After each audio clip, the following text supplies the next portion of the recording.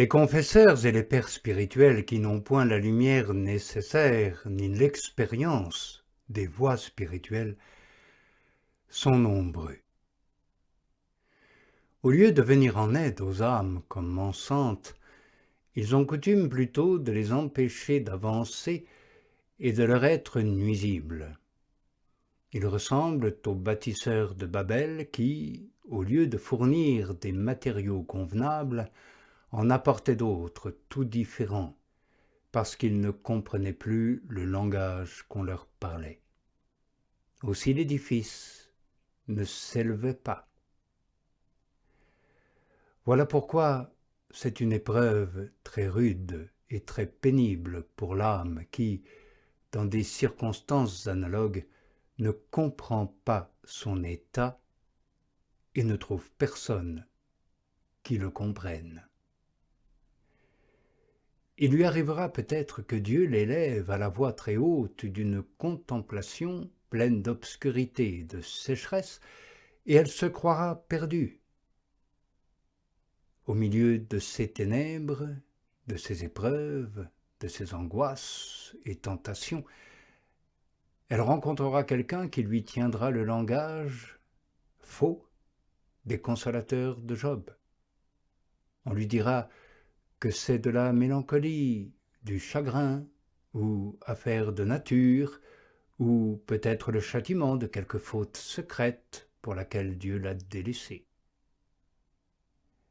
Généralement, on juge tout de suite que cette âme doit être bien coupable, ou qu'elle l'a été, dès lors qu'elle éprouve de pareils tourments.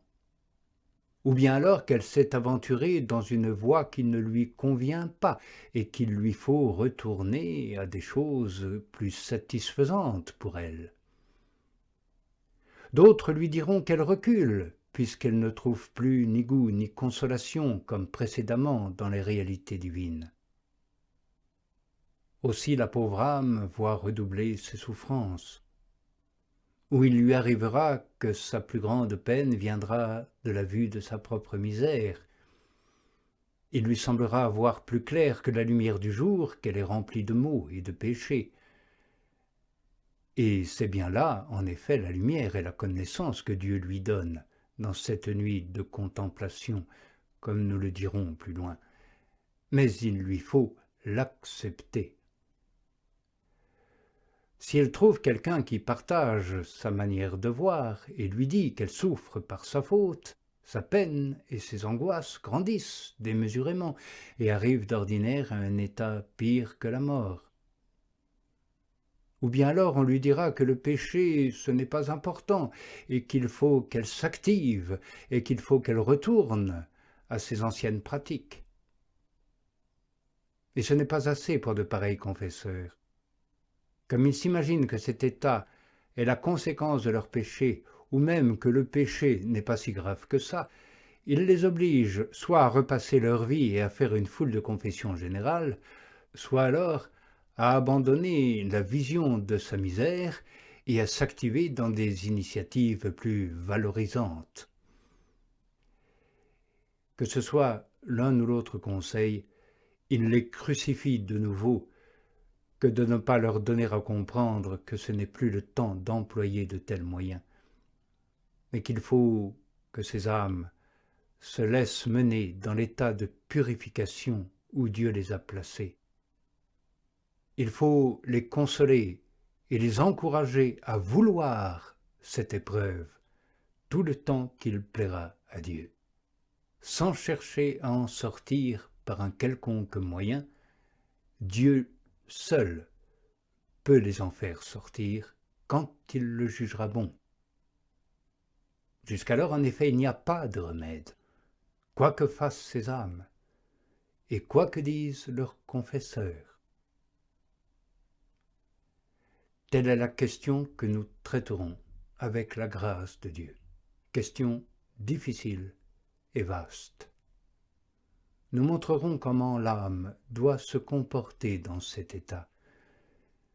Quel doit être le rôle de son confesseur et quelles sont les marques auxquelles on reconnaîtra si cette épreuve est bien une purification de l'âme.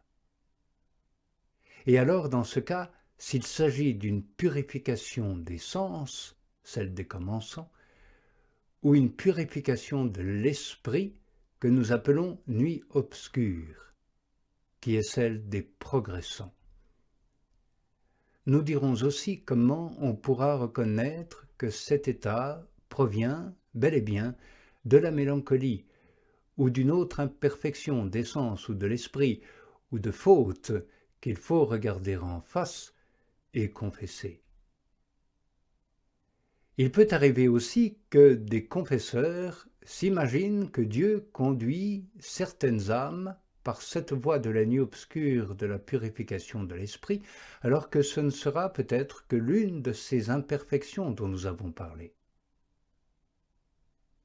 D'un autre côté, il y a aussi beaucoup d'âmes qui s'imaginent être dépourvues de l'esprit de raison et qui le possèdent à un très haut degré, tandis que d'autres, au contraire, s'imaginent en avoir beaucoup et n'en ont presque point. Il en est aussi qui font pitié à voir, tant elles souffrent et se fatiguent alors qu'elles reculent, car elles recherchent leur avancement dans ce qui, loin de le procurer, ne peut que l'empêcher. Il en est encore qui, au contraire, sans fatigue ni agitation, réalisent de grands progrès. Il en est même qui se troublent et s'inquiètent des faveurs et des grâces que Dieu leur accorde pour leur avancement, et ainsi ne réalisent aucun progrès par leur résistance. On pourrait énumérer encore une foule d'obstacles qui se trouvent en cette vie et découlent des joies, des peines, des espoirs, des chagrins que l'on éprouve. Et les uns proviennent de l'esprit de perfection, et les autres de l'imperfection, quoiqu'ils se ressemblent. Telle est la difficile et vaste matière dont nous tâcherons, avec l'aide de Dieu, de dire quelques mots.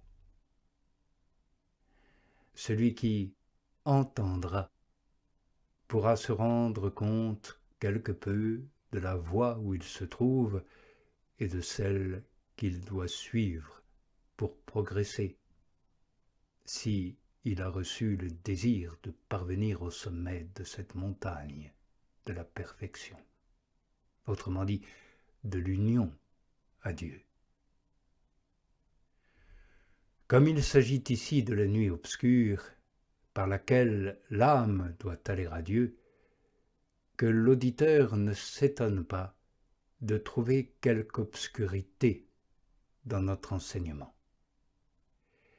Mais, à notre avis, ce ne sera qu'au début, car s'il persévère dans son écoute, il arrivera peu à peu à mieux comprendre ce qu'il a entendu tout d'abord. D'ailleurs, les diverses parties de ces évocations s'expliquent l'une par l'autre, et s'il vient à les écouter de nouveau, ce qui serait très bon, nous pensons qu'il les trouvera plus claires et son enseignement plus sûr qu'à la première écoute. Néanmoins, si quelques personnes ne goûtaient pas cette doctrine, il faudrait l'attribuer à mon peu de savoir et à l'imperfection de mon style, car la matière que je traite est bonne en soi et très nécessaire. Mais il me semble que si on l'exposait avec plus d'aptitude et de perfection que je ne le ferai, elle ne serait pas encore goûtée d'un grand nombre. Et la raison, c'est que l'on n'exposera pas des réalités qui soient très faciles à suivre et offrent de l'attrait à ceux qui se plaisent à rechercher Dieu par la voie des douceurs et des satisfactions personnelles, tant extérieures qu'intérieures. Nous donnerons plutôt une doctrine substantielle et solide pour les uns comme pour les autres, à la condition que l'on veuille passer par la nudité d'esprit dont il s'agit dans cet ouvrage. D'ailleurs, mon intention principale n'est pas de m'adresser à tous en général, mais bien aux personnes, quel que soit leur état de vie, à qui Dieu a fait la grâce de les placer dans les dépouillements des biens de ce monde et qui acceptent et qui vivent et qui reçoivent ce dépouillement comme une grâce.